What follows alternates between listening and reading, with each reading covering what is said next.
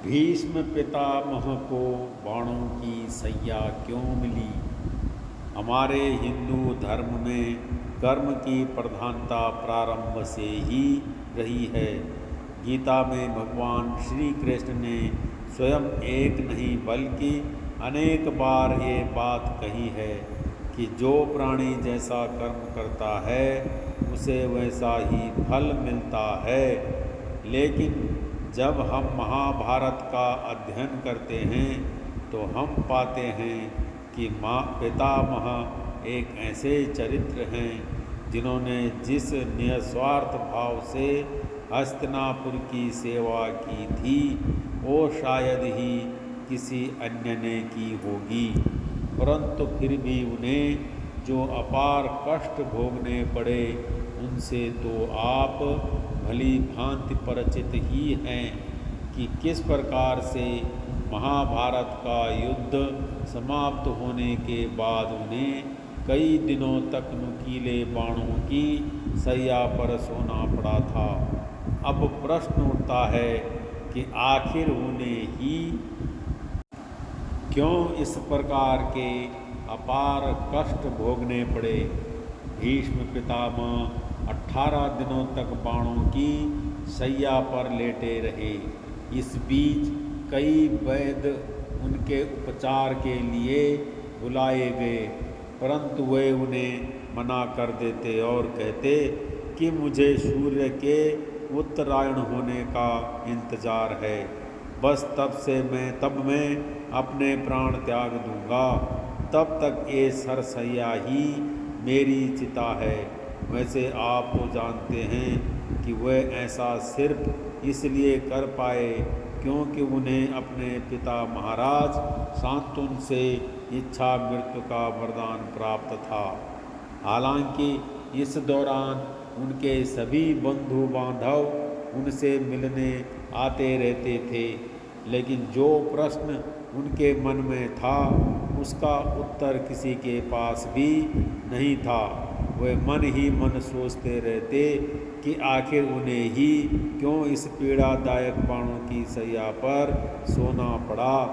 अंततः जब एक दिन भगवान श्री कृष्ण उनसे मिलने आते हैं तो पितामह से रहा नहीं गया और उन्होंने उनसे पूछा कि हे मधुसूदन, मुझे मेरे अब तक के 10 जन्म याद हैं जिनमें मैंने शायद ही कोई ऐसा पाप किया हो जिससे कि मुझे इस असहनीय पीड़ा को भोगना पड़े।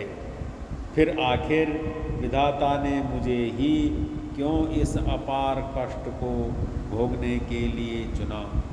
तब भगवान श्री कृष्ण ने कहा, हे पितामह, आपको आपके केवल 10 जन्म याद हैं, लेकिन मैं आपको उसके पूर्व के जन्म व उसमें किए गए पाप भी बता सकता हूँ और संभवतः इससे आपको स्पष्ट भी हो जाएगा कि उसी पाप के कारण आपको यह अपार कष्ट भोगना पड़ रहा है। इतना सुनकर पितामह के मुखमंडल पर ऐसे भाव आ जाते हैं जैसे कि मानो अब उनकी बहुत बड़ी समस्या का निराकरण होने वाला है। भगवान आगे कहते हैं, ये बात आपके 10 जन्मों से पूर्व की है, जब आप एक राजकुमार हुआ करते थे और आखेट करने के लिए अक्सर एक वन से दूसरे वन में यात्रा किया करते थे। ऐसे ही एक दिन जब आप एक वन से गुजर रहे थे तब आपके रास्ते में एक सर्प आ गया था। तब आपने बिना कुछ सोचे समझे उस सर्प को अपने रास्ते से हटा दिया, परंतु दुर्भाग्यवश वो सांप कांटों की झाड़ियों में जा फंसा। वो झाड़ियों से जितना अधिक निकलने का प्रयास करता उतने ही कांटे उसकी पीठ में चुभ जाते। इस प्रकार से वो सर्प लगभग 18 दिनों तक उसी कष्टदायक अवस्था में जीवित रहा और इस दौरान वो ईश्वर से यही प्रार्थना करता रहा कि जिस तरह से मैं तड़प तड़प कर मृत्यु को प्राप्त हो रहा हूँ, ठीक उसी प्रकार से उस राजकुमार को भी मृत्यु प्राप्त होनी चाहिए। और अंततः एक दिन उसने अपने प्राण त्याग दिए।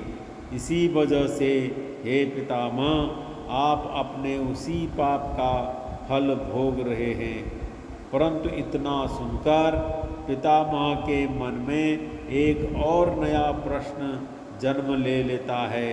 वे कहते हैं, हे माधव, यदि ऐसा है तो फिर कैसे मैंने अपने पूर्व के 10 जन्म बिना किसी कष्ट के बिताए?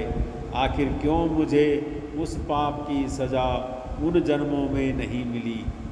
इस पर भगवान श्री कृष्ण कहते हैं कि इसके पीछे का मुख्य कारण ये है कि उन जन्मों में आपने कोई भी ऐसा कृत्य नहीं किया था जो पाप की श्रेणी में आता हो, इसलिए आपको उन जन्मों में उस सर्प का श्राप नहीं लगा था।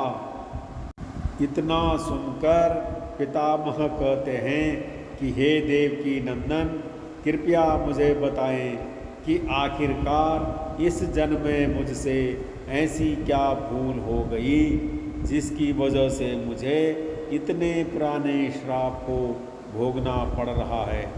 इस पर वे कहते हैं, हे पितामह, भला इसमें भी कोई कहने वाली बात है, क्योंकि सत्य तो आपसे भी छुपा नहीं है।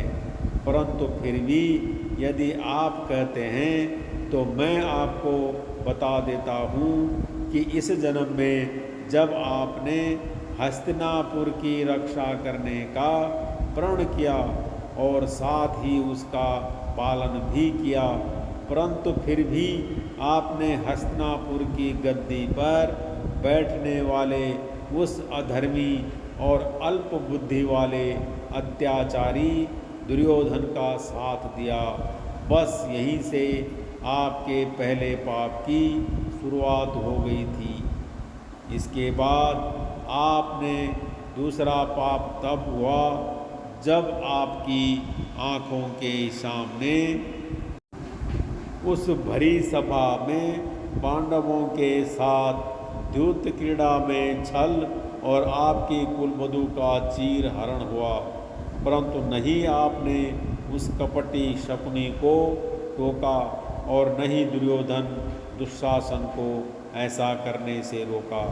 बस इन्हीं कुछ पाप कृत्यों के कारण आपके पुण्य कर्मों का क्षय हो गया और पूर्व जन्म का पाप पुनः एक बार फिर से फलित हो गया और परिणाम आपके सामने है। इतना सुनकर पितामह के मुखमंडल पर एक नई चमक तैर उठी, मानो अब उनके सारे कष्ट समाप्त हो गए हों। इसके कुछ समय बाद ही सूर्यदेव उत्तरायण हो गए। तब भीष्म पितामह ने अपनी देह त्यागी और वे सदा सदा के लिए परम में विलीन हो गए। अब तो आप जान ही गए होंगे कि किस प्रकार से हमारे द्वारा किए गए सत्कर्म ही हमें कष्टों से बचाते हैं और किस प्रकार से हमारे द्वारा किए गए दुष्कर्म ही हमारे कष्टों को और बढ़ा देते हैं।